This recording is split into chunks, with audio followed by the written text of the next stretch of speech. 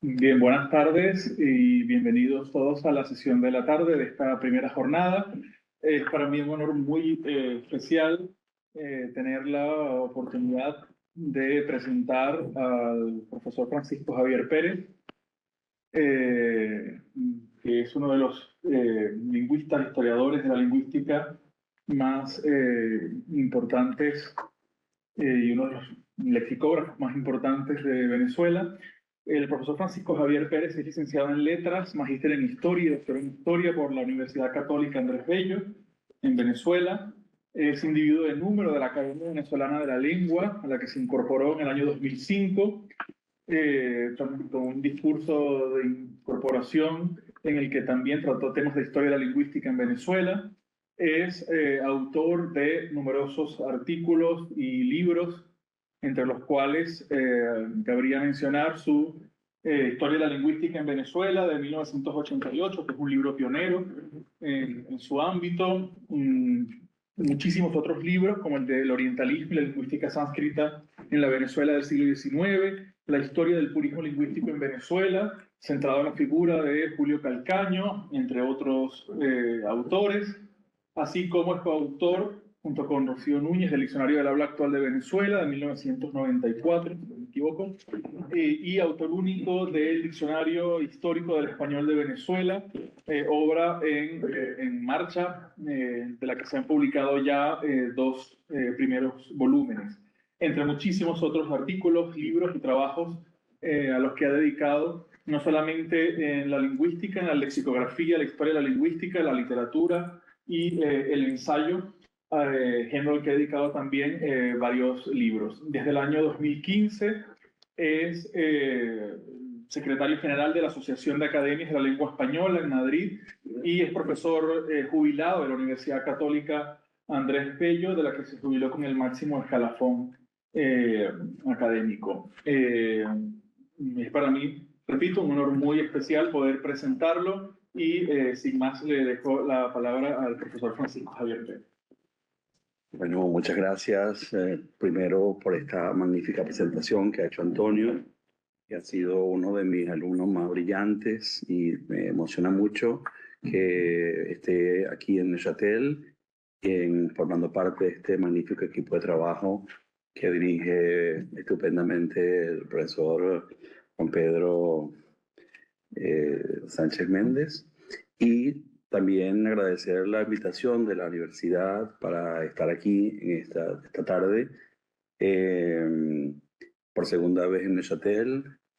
Decía Juan Pedro que quizá la idea de estas jornadas surgieron un día, uno de los días del Congreso de la AIH, que nos escapamos al centro de la ciudad y conversábamos tomándonos un café sobre la necesidad de hacer eventos donde pudiéramos realmente conversar y tratar los temas con sosiego y no con siempre las prisas de todos estos grandes congresos.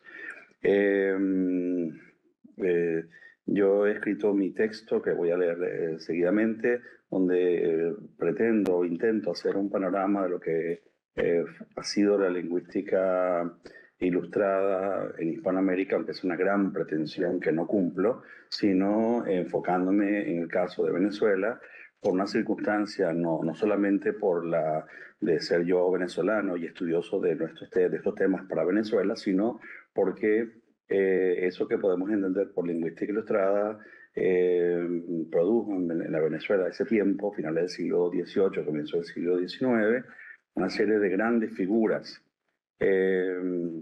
que las mencionaré y las ponderaré en mi intervención, que de alguna forma fueron y siguen siendo modelos sustantivos para comprender lo que es la lingüística de la ilustración en Hispanoamérica, porque el influjo de estos autores trascendió lo venezolano. De hecho, son casi nacionalizar estas figuras hoy en día sería es decir, no estaría bien nacionalizarlas, porque independientemente de donde hayan nacido, fueron autores, y era la concepción también de este tiempo, que iban y venían, estaban en todas partes. Ninguno de ellos, aunque nacieron en Venezuela, murió en Venezuela. En fin, tuvieron unos recorridos indudablemente singulares que nos siguen pues entusiasmando. La lingüística como disciplina científica que estudia fenoménicamente el lenguaje en su sentido teórico y que describe las características de la lengua en su sentido práctico, entiende que sus saldos más necesarios y resaltantes son aquellos que construyen los modelos que explican la evolución misma de la ciencia y los modos que distinguen los procesos para su comprensión. La historia de esta ciencia edifica su propio relato o el relato de cada uno de sus períodos a partir de la consideración sobre los distintos modelos y modos que individualizan y diferencian la esencia de la investigación sobre la lengua en cada tiempo. Ahora bien, si entendemos por lingüística ilustrada aquella que se despliega en un amplio panorama temporal que hunde sus raíces en el final del siglo XVIII y que las hace crecer hasta las primeras décadas del siglo XIX, debemos, además, en refuerzo de esta idea, establecer los ámbitos de estudio que hicieron posible los modelos científicos que retratan el carácter de cada cuadro, de cada escuela, de cada autor y de cada obra. En cuenta de los criterios anteriores, el propósito de nuestro acercamiento será el establecer una tipología que agrupe los distintos modelos ensayados por la lingüística de la ilustración, centrado en los aportes de la lingüística general hispanoamericana, considerando las evidencias de la lingüística particular venezolana durante el periodo señalado. Las consideraciones que se establecerán estarán sustentadas por los principios de la historiografía lingüística como estudio de la filosofía de la ciencia del lenguaje. Pueden distinguirse al menos 7 modelos en la lingüística ilustrada en Hispanoamérica. Ellos serían el mitridatismo, el enciclopedismo, el naturalismo, el cartesianismo, el orientalismo, la filosofía de la lingüística y la ideología de los diccionarios. La enumeración de este septeto de modos de entender la acción hermenéutica de la lingüística de la ilustración no señala una secuencia, sino una coexistencia. Los distintos modos fueron perfilando los modelos en una pauta de simultaneidad. Así, cada una de estas maneras creó un locus de espacio y tiempo que fue complementándose con los otros en la medida en que cada uno organizó un estado con caracteres propios. Paso entonces a referir los avances venezolanos en toda esta tipología de maneras y de modos y de modelos, fundamentalmente, de comprender la lingüística de este tiempo. Una relación de estos modelos permitirá no solo comprender la envergadura de la naturaleza compleja de cada uno, sino reafirmar su contribución al pensamiento lingüístico. El recuento se detendrá en los saldos teóricos y se hará firme en la presentación y evaluación de los avances promovidos por la lingüística venezolana. El mitridatismo, entendido como la propuesta de elaboración de grandes repertorios de materiales lingüísticos, no solo sentó las bases del método comparativo, sino que propició el conocimiento lingüístico en relación con la clasificación de las lenguas. Son más que conocidos los aportes de Adel Unifater, autores del primer repertorio titulado con el nombre de Mitrídates, de Palas, y junto a otros más del jesuita Hervás y Panduro, el virtuoso catalogador de lenguas. Ciertamente, otro lingüista, el padre Filippo Salvatore Gili, después de convivir durante casi 2 décadas entre los pueblos indígenas de la cuenca del Orinoco, principalmente entre tamanacos y maipures, compondrá su ensayo de historia americana, en cuyo tomo tercero de 1782 pone en marcha la más asombrosa maquinaria comparativa para la lingüística de Sudamérica a partir de su conocimiento de la de Venezuela. Wilhelm von Humboldt diría que el jesuita, gracias a su condición de expulso en Italia, había logrado redactar su incomparable obra y refinar sus conclusiones clasificatorias al encontrar claras similitudes de estructura entre la lengua moja de Bolivia y la arhuaca de Venezuela, ambas de la familia arahuaca. El enciclopedismo de temas lingüísticos tendrá un exponente privilegiado en Caracas a finales del siglo XVIII, el franciscano Juan Antonio Navarrete, autor de Arca de Letras y Teatro Universal, obra inédita hasta bien entrado el siglo XX, hará de los géneros de enciclopedia y diccionario instrumentos constructivos para la erudición.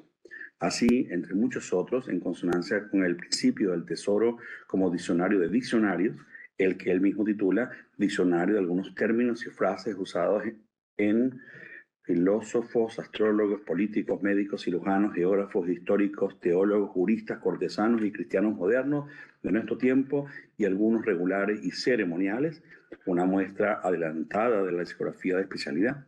Los vínculos de este Feijó venezolano con el trabajo del padre Terrero han sido reafirmados por los estudiosos de su obra. Aquí recomiendo, está claro, los trabajos de Antonio Corredor, discípulo compartido entre Juan Pedro Sánchez Méndez y yo, que ha estudiado el diccionario como erudición a partir del padre Navarrete. La filología navarretiana, bueno, y recientemente ha habido un nuevo impulso de estudio para Navarrete en un número que José Balsa compiló para la revista INTI en Estados Unidos, donde además de Antonio, pues otros autores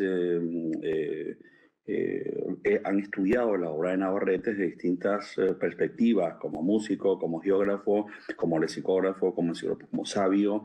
Es una figura que está todavía aún por, no digo por descubrirse, pero sí por estudiarse con todavía más ahínco.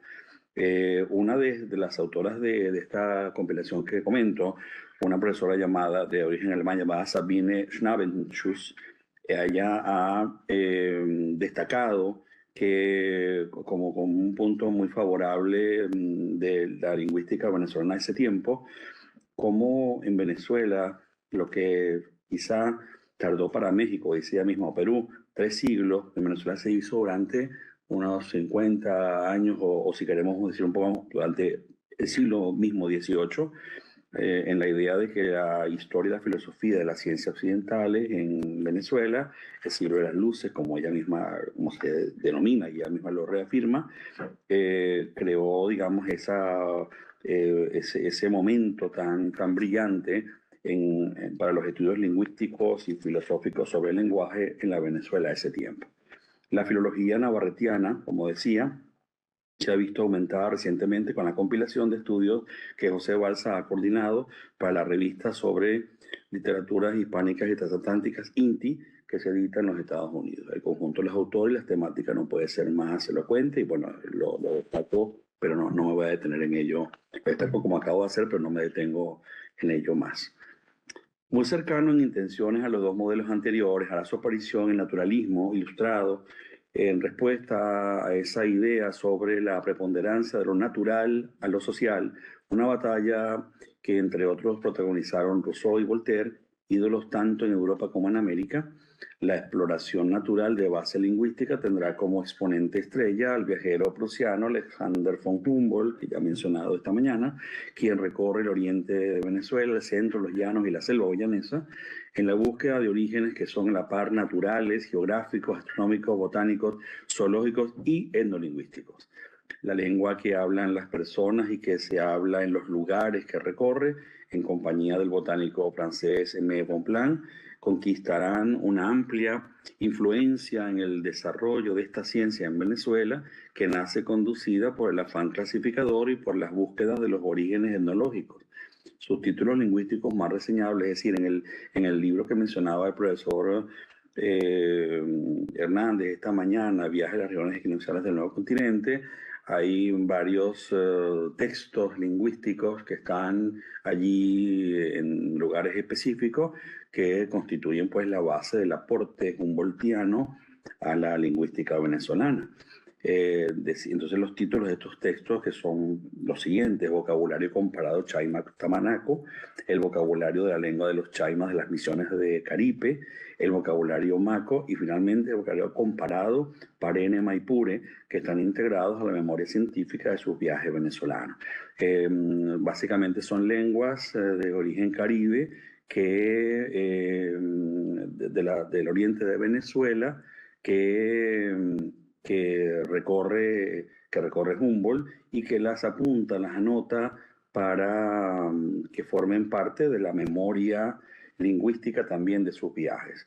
Más allá de estos grandes aportes, no sé, yo no voy a centrarme, está claro, en el elemento indígena de todo esto, sino me interesa particularmente ver cómo también Humboldt ha incorporado en su propia narración de viaje voces coloquiales de Venezuela, términos populares que él va escuchando y que los apunta, los define muchas veces y siempre los destaca tipográficamente.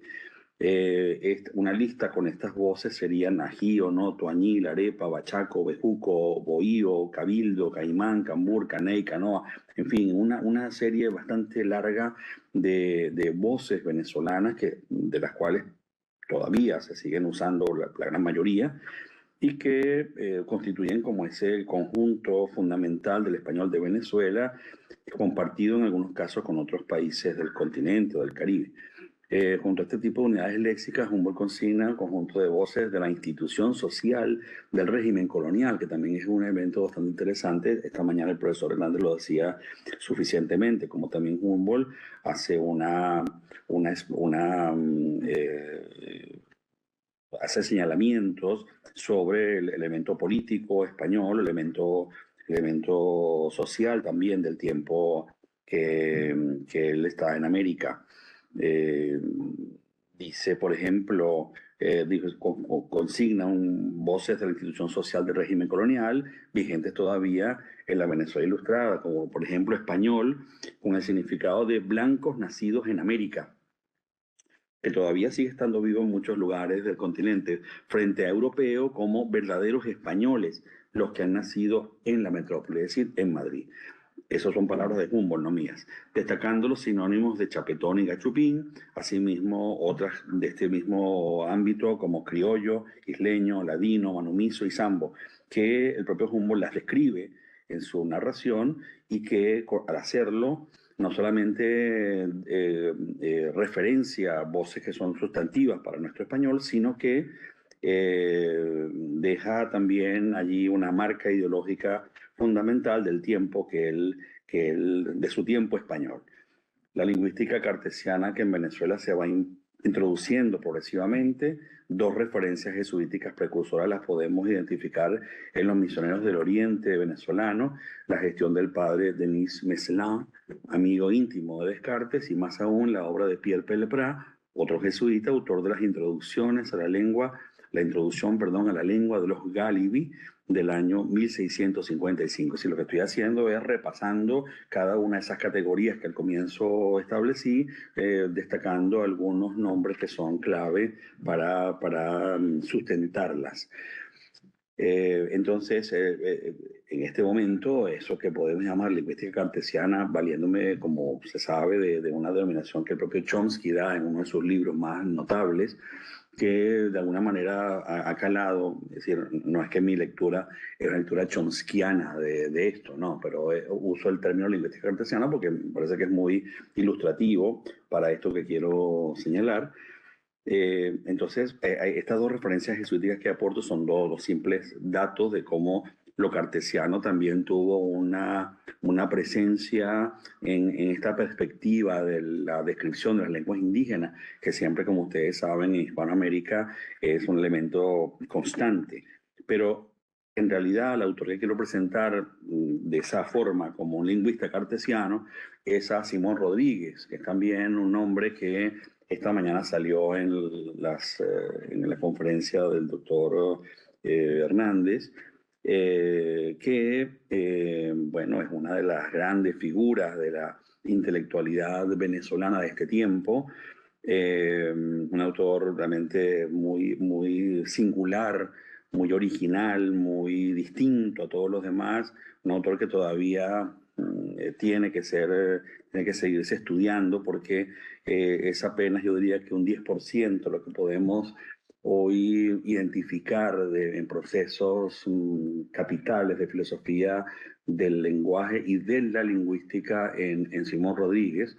Sus obras completas han sido publicadas y sus obras, si bien no son libros fáciles de digerir por su propio sistema de organización tipográfica de información, que es un elemento pues, muy original en Simón Rodríguez, bueno, es un autor que no puede estar ajeno a este recuento. Entonces digo, hizo Simón Rodríguez lingüística desde la filosofía y desde una reflexión teórica sobre los sistemas políticos y sociales que debían caracterizar a las nuevas repúblicas americanas en su tratado Sociedades Americanas de 1828. El 1828 es parte del título, ¿verdad? No solamente una fecha. de la que se han conservado dos de sus ediciones, la de Arequipa del año 1828 y la de Lima de 1842.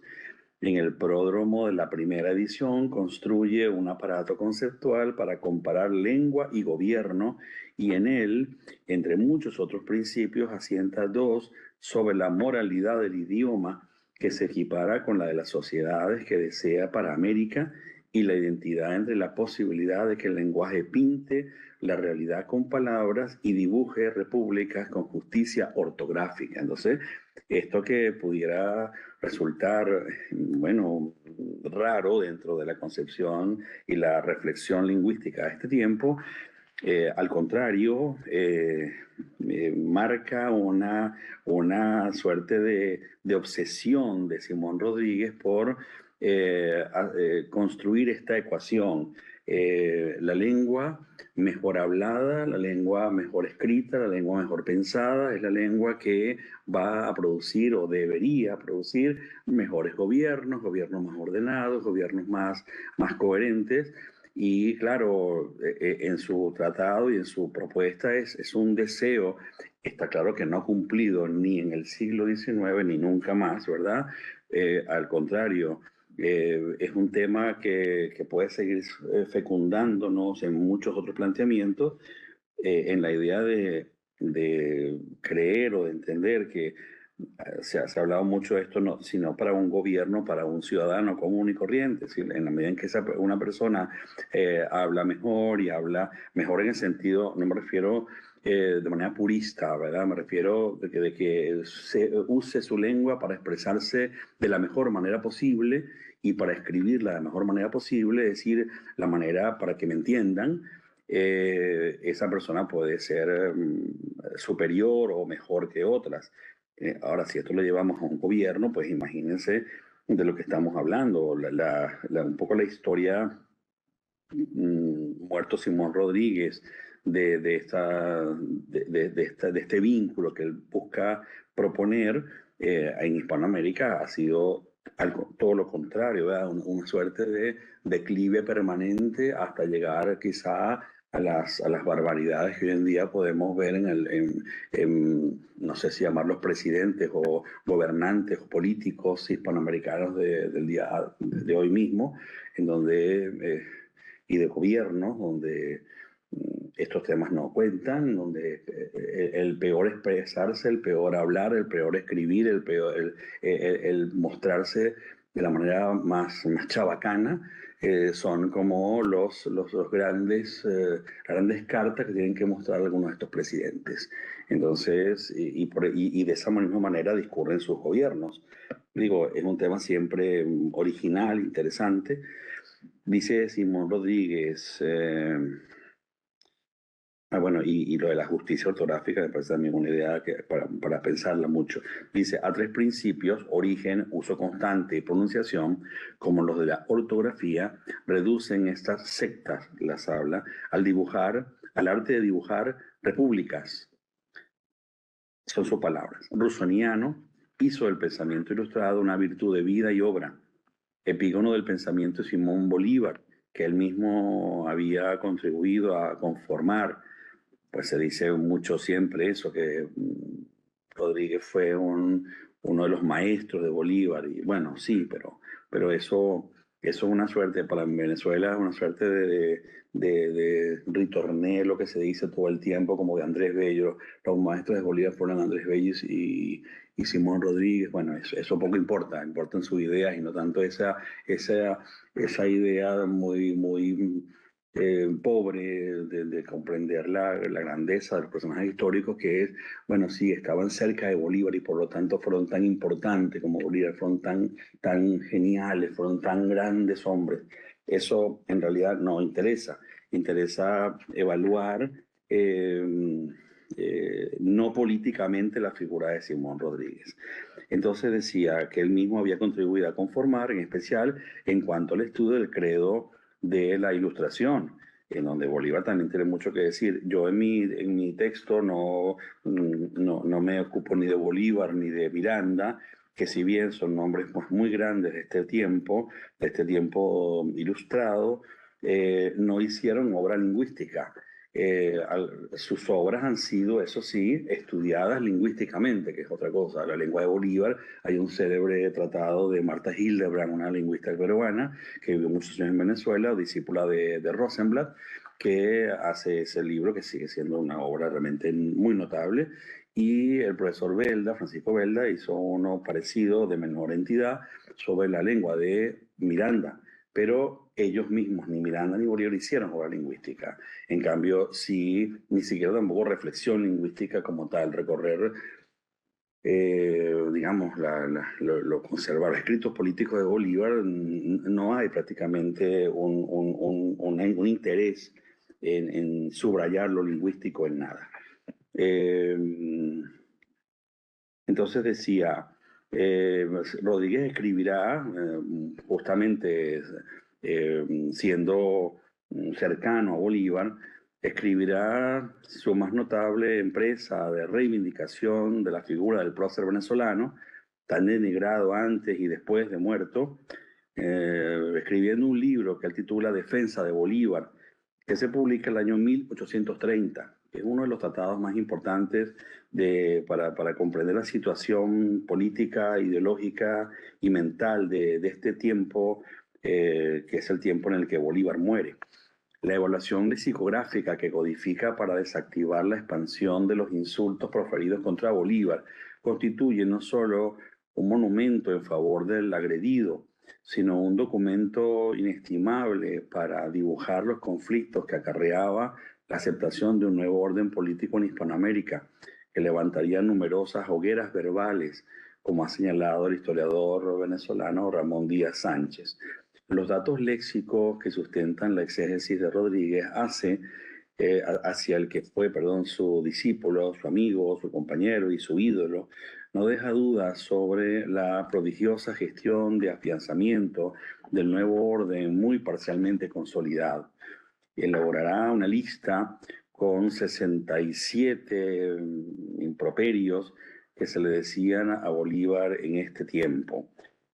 Algunos de ellos son los siguientes: ladrón, lobo, tigre, serpiente, ignorante, grosero, bajo, villano, cobarde, violento, insolente, atrevido, desvergonzado, déspota, tirano, altivo, imperioso, vano, presuntuoso, pedante, orgulloso, ambicioso, cabalista, aspirante, astucioso, intrigante, entrometido, intruso, aventurero, usurpador, inmoral, seductor, indecente, obsceno, libertino, impío, francmasón, hereje, ateo, rencoroso, vengativo, cruel, sanguinario, asesino, exterminador, destruidor, azote, plaga, verdugo, inconsecuente, falso, hipócrita, embustero, pérfido, monstruo, traidor, perverso, depravado, calumniador, impostor, descarado, inicuo, abominable, execrable, criminal, reo y delincuente. Bueno, entonces esas eran las lindezas con las que en su tiempo se agredía a Bolívar. Y claro, primero, este texto es importante porque se destaca quizá por primera vez que el insulto es un arma ideológica, política, no solamente lingüística, sino es un arma muy poderosa. Y por otra parte, bueno, aunque la intención de Rodríguez sea defender a Bolívar de todas estas calumnias que se le dicen, interesa ver cómo la figura del gran libertador no era una figura recibida por todos con vítores y con aplausos, sino que tenía también una muy poderosa oposición. Uno de los opositores que se menciona siempre de Bolívar es justamente, creo que lo nombraba esta mañana también Manuel, el de José Domingo Díaz, ¿verdad? Que era un médico nacido en Venezuela, que escribe un libro, año 29, que titula Recuerdos sobre la rebelión de Caracas. Es un libro pues muy interesante, no solamente porque está allí toda esta animadversión en torno a Bolívar y en torno a otros personajes, a otros próceres de la independencia, que suelen ser después en el tiempo, digamos, de exaltación heroica, también muy ideologizado en Hispanoamérica, intocables. Pues este libro les quita toda esa esa protección y menciona, bueno, las caídas, ciertas o no, no importa en este momento, las caídas de Bolívar, de Sucre, de Páez, de todo un montón de personajes que en ese tiempo estaban allí en la vida americana. Rodríguez, por otra parte, es un hombre que queda muy tocado o muy lacerado en su fibra espiritual por todo esto que él mismo llama palabras denigrativas y responde cartesianamente clasificando esos insultos. Y él hace una clasificación de ellos y bueno, y lo asume como un tema de estudio lingüístico que toca también otras parcelas. Más adelante escribirá otra obra aún más potente que titula Luces y Virtudes Sociales, que también tiene dos ediciones en el siglo XIX, una publicada en Concepción, año 34, y otra en Valparaíso, año 40. Vean que el trayecto de Rodríguez es un trayecto es un viajero. Nace en Caracas, pero después pasa en Europa mucho tiempo, regresa a América, y después vive en Perú, en Chile, es decir, tiene un recorrido pues muy interesante por muchos países y en todos va dejando huella. Hay una anécdota que es anecdótica, pero no deja de ser interesante, que se vincula con esta idea de luces y virtudes. Él, en una de sus tantas acciones y empresas, se dice que montó una fábrica de velas y que iba él mismo por las calles con una vela encendida diciendo, estamos en el siglo de las luces, compre velas, que estamos en el siglo de las luces. Entonces, esta figura un poco caricaturizada, ridiculizada también por uno, magnificada por otro, fue, digamos, quizá de los autores de este tiempo venezolanos y con esa filiación lingüística que yo estoy queriendo construir, eh, más distinto, es distinto a todo lo anterior y a todo lo posterior. Entonces decía, en Luces y Virtudes Sociales, quizá la aportación más lograda sobre su pensamiento ilustrado, deja bien asentada la preeminencia de la lengua en la fragua de la sociedad republicana. Esto sí es constante, no es una interpretación, sino está página a página, casi línea a línea, insistiendo el estudio de la lengua, la formación de la lengua, no solamente pues se le ha querido ver en Venezuela como un pedagogo, que lo era también, como es decir, en Venezuela decir pedagogo es decir, bueno, es un profesor, es un maestro de escuela. No, fundó escuelas, fundó colegios, pero no era un maestro de escuela en esa sección. Pero un poco se pretende dibujar eso cuando se dice, no, fue un gran educador, es decir, fue un maestro de escuela y hasta ahí llegó. No, al contrario, era un genio que fundó escuelas también y que tiene una idea de lo fundamental de la educación, pero no en esa dimensión tan chata del maestro de escuela. Con todo respeto a los maestros de escuela, quiero decir, no tengo nada en contra de ellos. Eh, Su discurso es aforístico, como él mismo lo llama, y la redacción busca siempre una estructura que es ecuacional, matemática, malarmeana, ha dicho Uslar Pietri. Dice que se le parece como esta forma tipográfica de concebir la información en sus libros. A Uslar Pietri le parece que es como lo que ocurre en un golpe de dados de Mallarmé.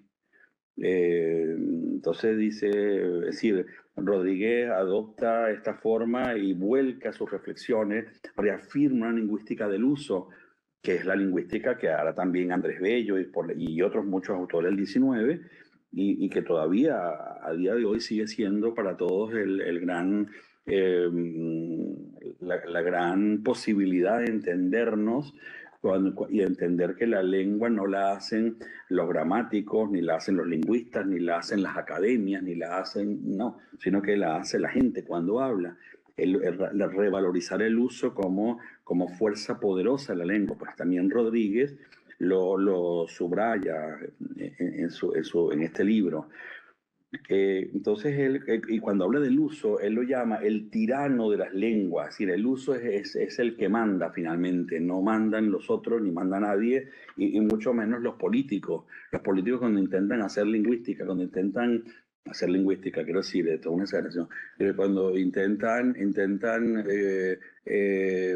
inducir a usos, prohibir otros, castigar por los usos, ¿verdad? No se dan cuenta que no pueden. Entonces, él dice que en el uso se reunían tres ciencias: la lógica, el idioma mismo y las matemáticas. El quinto de los modelos que proponemos es el del orientalismo lingüístico. No se sabe, cuando está por finalizar el siglo XVIII, concretamente el año 1786, se publica el discurso que William Jones había pronunciado en la Sociedad Asiática de Calcuta. William Jones era un intelectual, un hombre, un embajador del reino de Inglaterra en la India. Y ya de regreso, cuando va a regresar a Inglaterra, él escribe este famoso discurso que pronuncia en la Sociedad Asiática de Calcuta, en donde anuncia la aparición del sánscrito, la lengua sagrada de la India, como pieza clave para el establecimiento comparativo de la familia de lenguas indoeuropeas. Él se da cuenta que hay unas similitudes y las destaca teóricamente en su discurso entre el griego, el latín, el gótico, el celta, el germánico, el persa y el sánscrito, claro. Se trataba de un auténtico descubrimiento, y así ha sido fraseado por los historiadores de la lingüística, pues hacía posible ordenar el cuadro de estas lenguas y promover el método comparativo como única vía para alcanzar dichas conclusiones. Se dejaba de lado la idea bíblica del hebreo como lengua madre de todas las lenguas del mundo, que había sido decir, la base de la teoría es decir, de una teoría que fue muy constante en el siglo XVIII, sobre todo, de creer que todas las lenguas provenían del hebreo. Una explicación bíblica que sacaba de quicio, digamos, la realidad auténtica de las lenguas, y que imposibilitaba el principio moderno, que las lenguas tienen un parentesco y que están reunidas por familias que son diferentes una familia a la otra. El argumento bíblico es constante en prácticamente todos los autores, aún autores muy grandes, muy notables, muy brillantes, de siglos atrás, y en el siglo XVIII todavía se sigue pensando en esa teoría que ha sido llamada monogenésica, de entender que todas las lenguas derivaban del hebreo. Se pasó de eso a creer que todas derivaban del sánscrito, y también eso fue otro vicio ya del siglo XIX, pero lo que estaba claro en lo que Jones plantea es que ahora sí se podían establecer parentescos y demostrarlos, y se consolida la familia indoeuropea como confirmación de este acierto. El primer lingüista venezolano que se ocupa del sánscrito será José Luis Ramos, un autor que nace a finales del siglo XVIII y muere casi a mediados del siglo XIX. Y otro también poco estudiado, poco hasta mencionado siquiera en Venezuela, es un gran desconocido, porque José Luis Ramos era un funcionario, un hombre muy brillante, una suerte de sabio oculto, que dedica su vida que es secretario de algunos personajes públicos importantes en la Venezuela de la preindependencia y de la independencia, y poco más, ¿verdad? Entonces es una figura, como les digo, hasta poco mencionada, conocedor de lenguas antiguas y modernas, entre las que estaban el sánscrito y algunos dialectos de la India, el griego, el latín y el hebreo, además de algunas modernas como el alemán, el inglés, el holandés, el francés, el italiano y el portugués. Es decir, es un políglota, es un autor que ese dominio de lenguas le permite hacer comparaciones, pero lo que es constante en sus acercamientos a estas lenguas es que busca el vínculo orientalista en todas ellas, que es una suerte de moda, por supuesto, fue una moda de la lingüística y de la cultura del siglo XIX, pero también, además de una moda, esa moda tiene un sustento científico, claramente. Simón Rodríguez, digo, José Luis Ramos, publicó muy poco.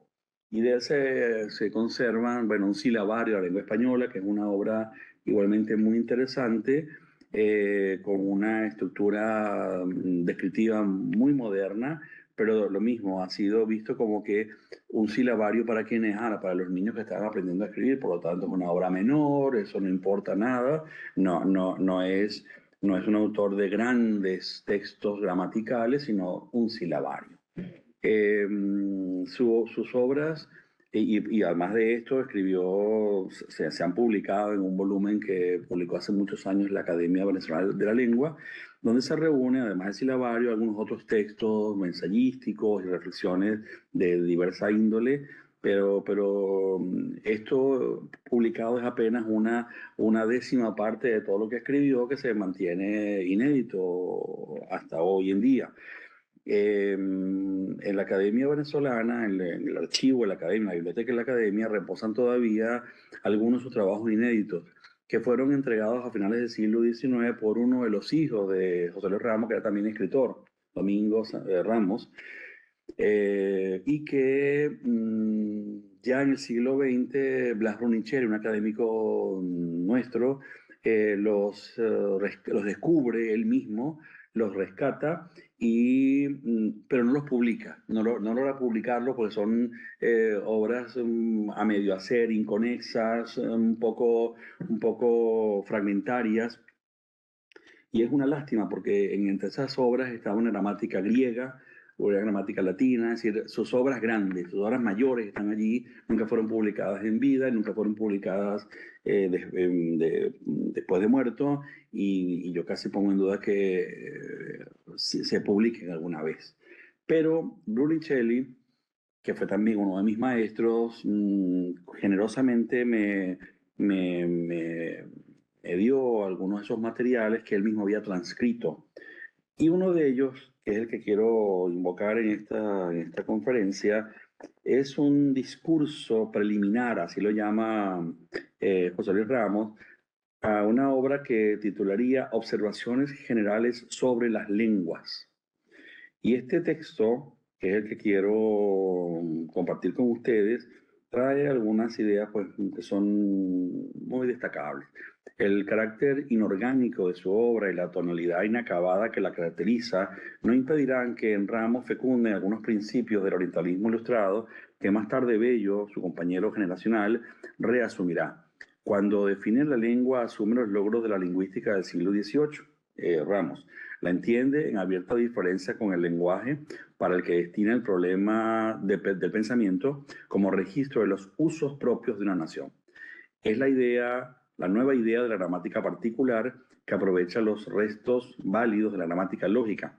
El criterio de uso, con el que también fraterniza con Bello, está ya claramente delimitado. Entonces cito estas palabras de Ramos. Todo es uso en las lenguas. El material y la significación de las palabras, la analogía y la anomalía de las terminaciones, la servidumbre o la libertad de las construcciones, el purismo o el barbarismo de los conjuntos. Es decir, estos pequeños fragmentos nos van ilustrando sobre la densidad de su pensamiento y la asertividad de sus conclusiones. Uno de los apartados de este documento, el que acabo de citar, titulado Multiplicación milagrosa de las lenguas, se vale del tan orientalista y tan siglo XVIII argumento babélico para explicar la diversidad de lenguas y el orden analítico que entiende como una ecuación entre cercanía espiritual y cercanía lingüística. Entonces vean cómo este planteamiento se conecta también con el que antes ha dicho, nos ha comunicado Simón Rodríguez, pero claro, Simón Rodríguez no habla de lo espiritual, sino de los gobiernos. O sea, lengua y gobierno ahí ecuacionalmente actuando. Aquí dice José Luis Ramos, cercanía, es decir, espíritu y lingüística igualmente actuando como un doblete. ya para su tiempo, su relato, algo extemporáneo, se presenta con los rasgos de un dogma de fe, lo anteriormente dicho. Dice entonces, Moisés presenta a todo el género humano reunido en el Éufrates, en la ciudad de Babel, y no hablando sino una sola lengua de 800 años de él. Los hijos de Noé, multiplicados e incómodos en las rocas de la Gordiana, donde el arca se había detenido, pasaron el Tigris y eligieron las fértiles campiñas de Sinar o Senaar en la Baja Mesopotamia, hacia la confluencia del Tigris y del Éufrates, para establecer su mansión como en el país más llano y más pingüe que conocían. Y por ahí continúa el texto. Entonces, claro, a mí me resulta hasta alucinante, por qué no decirlo, que un autor nacido en Caracas, en la Caracas de finales del siglo XVIII, un autor que hoy en día nadie conoce siquiera, pues se haya ocupado de estos temas y haya vinculado asuntos tan capitales como el origen de las lenguas y la comparación lingüística y la clasificación de las lenguas con lo que la Biblia dice que fue el origen babélico de todo lo que hablamos. Pero sin más demora, vamos ya al encuentro con Andrés Bello, ¿verdad? Que es la figura luminosa, la figura del más sabio, orgánico, prolífico, ecuménico, adelantado de todos los autores de la lingüística hispanoamericana, porque Bello obviamente ya no puede nacionalizarse y es uno de mis empeños más recientes porque hay un debate bastante tonto también de venezolanos y chilenos, ¿qué es Bello? ¿Más chileno, más venezolano? Y entonces, hace un par de años atrás, en una de esas cátedras de Andrés Bello que funcionan en Chile, que a mí me invitaron a hablar, yo dije, ¿por qué no decimos que Andrés Bello es un inglés? Porque vivió 18 años fecundísimos en Londres y nadie dice que Andrés Bello es un inglés tan inglés puede ser como venezolano por haber nacido en Caracas o como chileno por haber morido en Chile, haber muerto, perdón, en Chile. Entonces digo, pero no decimos, lo inglés parece que lo saltamos, no nos interesa, son los ingleses, deja eso tranquilo. Y no, en los 18 años vividos en Londres por Bello fueron años de una gran fecundidad y una importancia capital para la fragua, la solidificación de todo su pensamiento. Vivió 30 años en Venezuela, 18 en Inglaterra, así en cifras redondas, y el resto y unos 40 y algo en Chile, pero claro, llega a Chile mayor, es decir, 58 años en el siglo XIX es la ancianidad, llega anciano a Chile a conquistar su gloria, pero y hace muchas cosas en Chile, quiero decir, a pesar de la edad en que llega, porque bueno, porque no tiene dinero, es pobre, está cargado de hijos, Bello tuvo 15 hijos, ¿verdad? Algunos murieron siendo en vida del propio Bello, pero llega con muchos problemas personales, familiares, y tiene que comer, tiene que mantener esa prole, y entonces hace oficios diversos y se junta a ser secretario de un político tal o cual, pero Bello llega a Chile ya para morir, digámoslo así. Entonces, claro, esto obviamente no nos gusta porque queremos nacionalizar a Bello y decir que es una creación o venezolana o chilena y se pasa por alto quizá el periodo más potente, más glorioso, más fundamental de, de Bello, que fue el chileno, que no estoy solamente yo en esta campaña, también está Iván Jaxi y otros estudiosos contemporáneos de Bello que tratan de, bueno, estuvo también Caldera. Rafael Caldera en su tiempo escribe un texto que es Indolente Fundamental, donde él lo titula, donde él estudia el oscuro tiempo londinense de Bello. Es decir, todavía nos quedan muchas dudas, no hay documentaciones, siempre una reconstrucción un poco, no digo de memoria, pero una reconstrucción donde no hay documentación para confirmar todo lo que decimos. Es el tiempo más ilustrado de Bello, por otra parte, casi el de Londres, donde él está en contacto con Miranda, vive en la casa de Miranda en Londres, se alimenta de la biblioteca extraordinaria que tenía Miranda en Londres, biblioteca básicamente de clásicos, de autores clásicos, antiguos y modernos.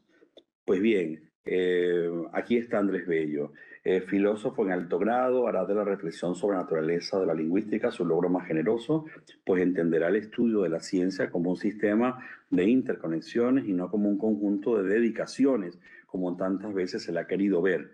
Su saber será generativo y no acumulativo. Aquí pongo generativo no en sentido técnico y lingüística, porque no quiero que vinculemos esto con Chomsky otra vez, sino generativo porque genera, de generar. Su pensamiento gusta más de multiplicar que de sumar. Hace filosofía de todo y hace filosofía para entender las interacciones que existen entre los conocimientos. Su método no procede aislando saberes, sino intercomunicándolos. La preposición que privilegia sus análisis no es el de, sino el entre. Su mirada es relacional y hace filosofía cuando ata para crear órdenes y para construir el sistema. Para Bello, la lingüística es la ciencia dominante que le provee de estructuras para observar, además de la lengua, las leyes, la historia, la ciencia. La filosofía de la lingüística será una disciplina de llegada y no de partida. Gracias a esta, Bello concebirá la filosofía de la lingüística como una orientación omnipresente y omnipotente, capaz de valerse del conjunto para tratar de relacionar conjuntos. La antinomia general particular, siempre actuando en favor de su concepción de la filosofía de la ciencia del lenguaje. La articulación será causa y consecuencia de sus actuaciones intelectuales. La articulación. La vocación de Bello por el lenguaje tiene su origen durante los 30 primeros años de su vida transcurridos en Caracas, años que pudiéramos llamar ilustrados. Traducirá el arte de escribir de Condillac en este tiempo, y se publica en año 24, calificada como la primera obra de filología publicada en Caracas, que es un precioso artículo que publica Pedro Grases, donde consigna y rotula la traducción que hace Bello de Condillac, del arte de escribir, como la primera obra nuestra en esta materia, que, como decía también esta mañana Manuel, siempre son fechas tardías. Tardía la imprenta, tardía la universidad, tardía todo, pero Caracas y Venezuela en el tiempo ilustrado está marcando pauta también, a pesar de las fechas. Y recibirá también, además de lo de Condillac, la fundamental influencia de Destudier-Tracy, un autor de los elementos de la ideología, entre otras obras, que tanto se estudiaron en Venezuela, al punto de que Valentín Espinal, un gran editor e intelectual venezolano de este tiempo, hizo en Caracas 2 ediciones, una en el año 1830 y otra en el año 1834. Es decir, en la Caracas de este tiempo, me parece alucinante también que se editen 2 ediciones tan cercanas de una obra como Los elementos de ideología de Tracy, y obra que declaradamente por Bello ha sido la base de su filosofía de la gramática, de su filosofía del lenguaje, y los estudiosos modernos de estas influencias en Bello destacan cuánto debe la gramática y la filosofía del entendimiento a este autor. La fragua de sus intereses por la lengua será temprana y orientará su formación en filosofía del lenguaje. Se ocupa tanto por describir los fenómenos de la lengua, la razón lingüística, como por determinar los recursos del estudio de la lengua, la razón metalingüística. Entre los principios de esta particular filosofía o ciencia del lenguaje, una idea asienta la rectoría de todo el sistema de reflexión y actuación. La lengua como elemento articulador de todas sus gestiones de pensamiento, estética y ciencia. Es decir, así interpreto el aporte máximo de Bello, porque la reflexión tradicional sobre Bello era aislar conocimiento, Bello como gramático, como pensador, como escritor, como tal, tal, tal. Pero eso no tiene mucho sentido, más allá de decir qué hombre tan genial, hizo tantas cosas, escribió tantas obras de temas diferentes. No, eso no aporta nada. En cambio, si entendemos que es la lengua el elemento articulador de toda esa obra y de todos los saberes que ellas están propiciando, llegamos a comprender el verdadero proyecto de Bello y no creer que Bello hacía cosas un poco porque le parecía en este momento hacer una gramática y después hacer otra cosa, sino que todo ello está muy bien pensado, interconectado, y me atrevo a decir, desde su tiempo caraqueño. Y no digo esto por caraqueño, sino porque hay muchísimas evidencias que vienen a respaldar esto. Formado en el espíritu de ilustración, la primera de sus obras maestras tendrá por título Análisis ideológico de los tiempos de la compasión castellana, que escribe en Caracas y que revisa y publica en Santiago de Chile el año 1841. Es quizá la primera obra que publica en Chile. En ella deja evidencias orgánicas, obra lingüística, en relación con la aplicación de la filosofía de la lingüística, que más adelante alcanzará cuotas muy altas en su concepción de la gramática de la lengua castellana destinada al uso de los americanos, publicada en 1847. El análisis complejo del verbo en español promoverá el talante didáctico del estudioso en consonancia con la escritura de la gramática de los siglos XVII y XVIII. Su modernidad radica, en este caso, en la descripción científica de los fenómenos y en la búsqueda de una nomenclatura transparente que identifique y defina los tiempos verbales desde el momento mismo de su enunciación. Descarta con muchos argumentos y con muchas referencias el sistema verbal tradicional de la gramática española, cuyo origen estaba en la gramática latina y que Bello se empeñará en deponer. Lo mismo, esta mañana nos decían los dos expositores que bueno, uno de los elementos constantes en toda la ideología de la ilustración era el apartar el latín y el proponer las explicaciones en romance o y en la gramática de Bello pues también funciona así declaradamente, es decir, voy a cambiar los nombres latinos de los tiempos verbales para sustituirlo por nombres en donde el nombre mismo indique el significado de lo que quiero decir, en donde el significado y significante coincidan de manera indudablemente virtuosa, dejando de lado las viejas denominaciones que considera opacas en su carácter de significante, propondrá otras en donde hará calzar significado con significante, triunfo indiscutible del signo lingüístico, al punto de que cada nombre esté indicando sin equívocos lo que cada tiempo viene a significar dentro del esquema temporal de la lengua. Graficando el tiempo como una línea continua, marca para cada categoría las situaciones de anterioridad o posterioridad, pretéritas o futuras respectivamente, a partir de la coexistencia o simultaneidad que supone primero el presente y sucesivamente cada uno de los tiempos restantes. Bello ha logrado el prodigio nomenclador gracias a la combinación de prefijos ante, co y pos, que son los tres que usa, que muestran las relaciones de significación de los tiempos verbales y que dan buena cuenta del complejo sistema analítico de la conjugación castellana. Y como digo, estas denominaciones eran obviamente muchísimo menos opacas que las de la gramática latina que había primado en de la gramática española tradicional, que todavía pues siguen estando allí. La Academia Española, a pesar del reconocimiento que ya hizo en el siglo XIX sobre la obra de Bello, en este sentido, no termina adoptando eso, sino que siempre aparece un corchete, el pluscuamperfecto no sé cuánto, o sea, aparece la mención de Bello, el pretérito indefinido, el pretérito perfecto, pero no se adopta, y no digo en toda América, pero en gran parte de América, el sistema de Bello pues triunfó. La particular situación espiritual y mental de Bello hace que en su lingüística confluyan los principales modelos de la lingüística ilustrada. De esta suerte podríamos modular su pensamiento ilustrado de la lengua desde el literalismo, el enciclopedismo, el naturalismo, el cartesianismo, el orientalismo y las ideologías y las tipologías que he explicado, y que él mismo desarrolle, que podríamos calificar de pan ilustrada.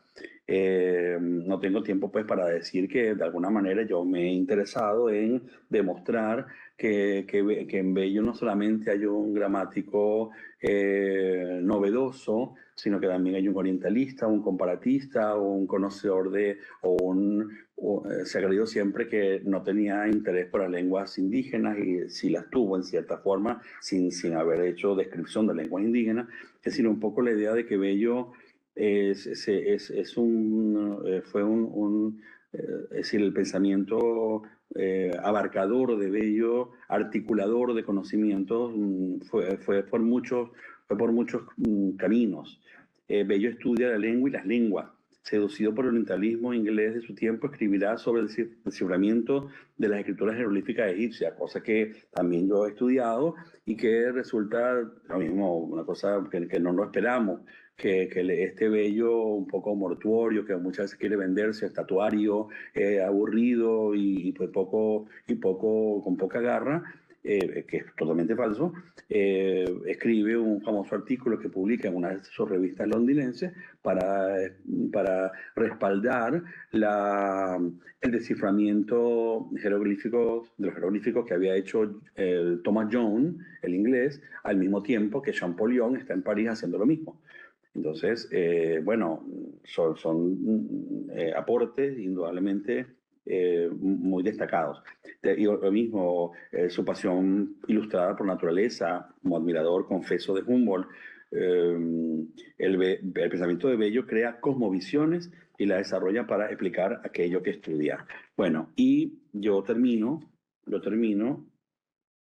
bueno, el final lo tendrán que leer en el libro que se publique en algún momento, ¿verdad? Así que dejamos esto un poco como en suspenso, pero quiero decir que ustedes pueden comprender que así fue.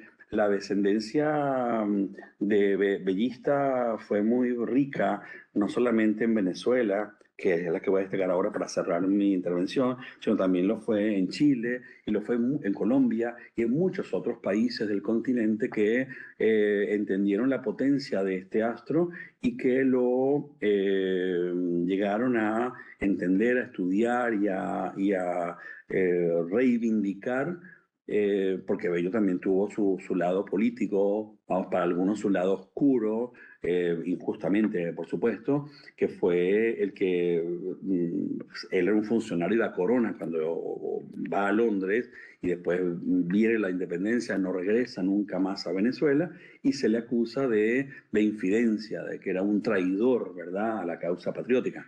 Entonces, bueno, Bello también sufre y también, hay que decirlo, la poca empatía que tuvo el propio Bolívar con Bello cuando quiso regresar y cuando le pidió apoyo, que de alguna manera Bolívar no se lo terminó dando. El credo bellista se mantendrá vivo, y así terminó, cuando ya las datas del pensamiento ilustrado parecen estar superadas. Fermín Toro, autor, es decir, son nombres todos muy, muy notables de la Venezuela de la posindependencia cercana, inmediata. Fermín Toro, autor de una gramática y vocabulario de la lengua guajira. Juan Vicente González, autor de un compendio de gramática castellana, publicado en el año 41. Rafael María Baral, el autor del diccionario de materia de la lengua española y sobre todo el diccionario de galicismo. Y Baral, de todo lo que hace un rato el profesor Fernando decía, bueno, es Baral en estado puro, ¿verdad? Es decir, miembro de la Academia Española, el primer hispanoamericano en llegar a ser numerador de la RAE, que justamente por haber escrito el diccionario de galicismo, que es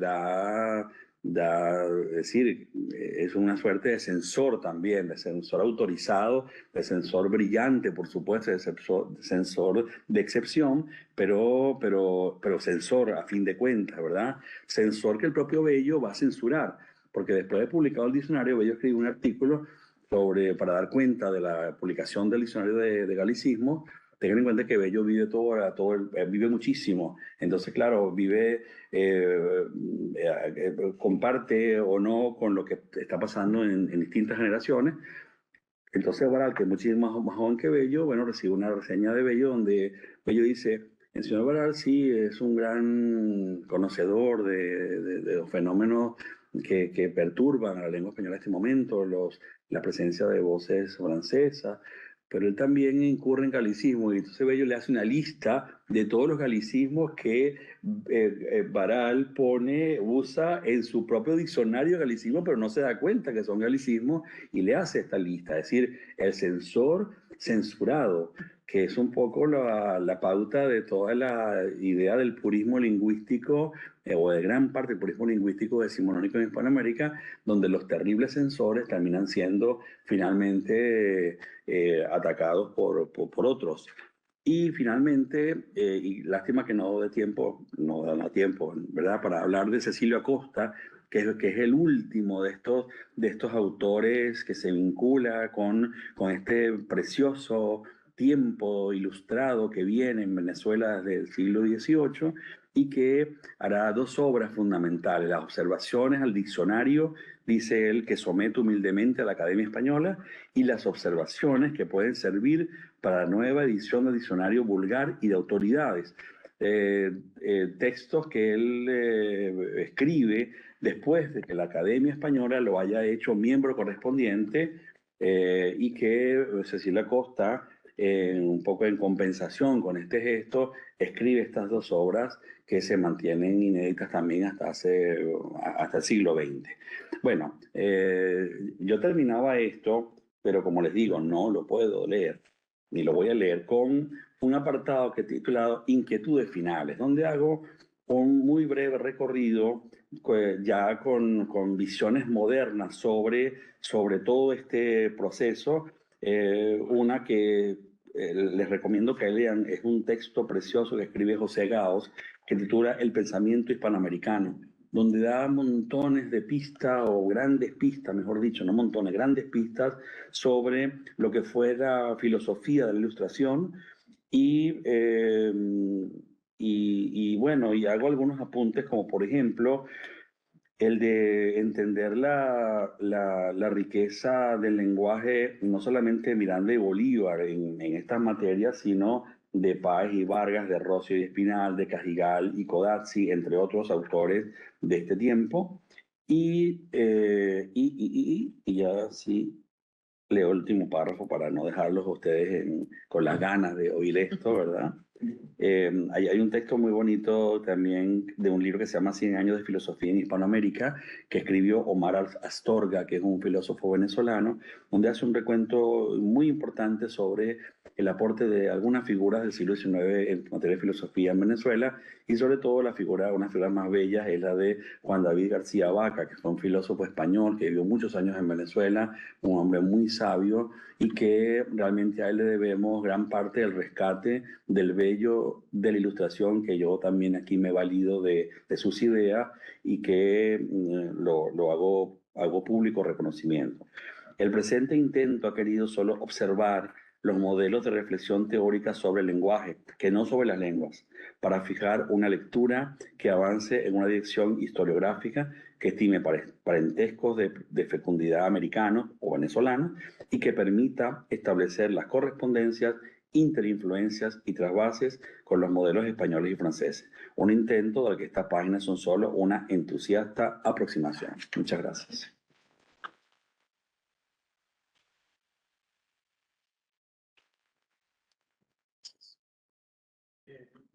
Muchas gracias al profesor Francisco Javier Pérez por su conferencia. Como no sé si creo que... Sí, tenemos unos minutitos porque ya hemos hablado con el profesor Esteban Lillet, que está además conectado, y la sesión suya se pospone en media hora, vale. Así que podemos tener... bueno, no sé si alguien alguna pregunta o algún comentario que quiera hacer. Bueno, muchas gracias por la conferencia, porque me ha gustado mucho, entre otras cosas, porque todo lo que ha citado aquí es una polémica en prensa, realmente. Y es muy curioso porque ese postulado de la Ilustración varía mucho desde cuando está en el periodo virreinal a cuando surgen naturalmente las independencias, ¿no? Porque las ideas cambian. Y sobre todo lo que le interesaba cuando Bello se compromete políticamente, porque se compromete, la diferencia con algunos como Simón Rodríguez o incluso el presbítero Navarrete, es que en realidad ellos habían tenido una educación lingüística a diferencia de Bello. Es decir, todos habían tenido una educación lingüística con un rechazo sobre todo al latín y a través de la gramática de Nebrija, que empieza con la racionalidad, etcétera, etcétera. Y llega un momento en el que se diversifican políticamente, porque a los próceres, en un momento determinado, igual que en el panorama de la Ilustración, lo que les interesa es educar al máximo número de personas posible. Y choca ahí Bello, porque a él lo que le interesaba fundamentalmente era el estudio universitario. De tal manera que Simón Rodríguez y sobre todo el presbítero Navarrete empiezan a recomendar sistemas de enseñanza mutuos, como el de Lancaster, el lancasteriano, en donde en donde, claro, no interesaba tanto la gramática ni el pensamiento. Y Bello choca ahí con Simón Rodríguez. Él dice que el sistema castellano no vale, y consigue el propio Simón Rodríguez y el presbítero Navarrete que se ponga en Junín a instancias de Bolívar. Y Bolívar no le hace caso a Bello. Sí. Entonces es muy interesante porque o la polémica con Baral, ¿no? Que se publica también en prensa, Sí. y tiene que ver también con eso, con esa cuestión de lo pedagógico frente a la guía gramatical. Sí. Y es curioso porque todo lo que ha reseñado está polemizado en la prensa. Sí, totalmente de acuerdo. Y sí, claro, Bello quizás se eleva demasiado y habla, su público es otro, ¿verdad? Claro. Su público es otro y sí, y con Simón Rodríguez pues lo mismo. Hay una serie de trabajos donde hace propuestas concretas de cómo hacer una escuela, ¿verdad? Y eso Bello nunca lo hizo o si lo hizo es muy de pasada y que ha diluido en ese gran conjunto de su obra. Sí, incluso esa disputa con José Joaquín de Mora, Sí. que luego nuevamente Mora vuelve a promocionar el sistema de los castellanos contra el de Bello, ¿no? Porque se enfrentan pedagógicamente. Sí. Muchas gracias por tu observación. No, Muy bien. No sé si alguien más tiene alguna pregunta. O si no, también se puede comentar durante el café, que creo que tenemos la pausa, ¿verdad? Sí. Vamos a Si tomar no café. hay ninguna otra pregunta ni comentario, pues pasamos entonces a la sesión de café. Muy bien.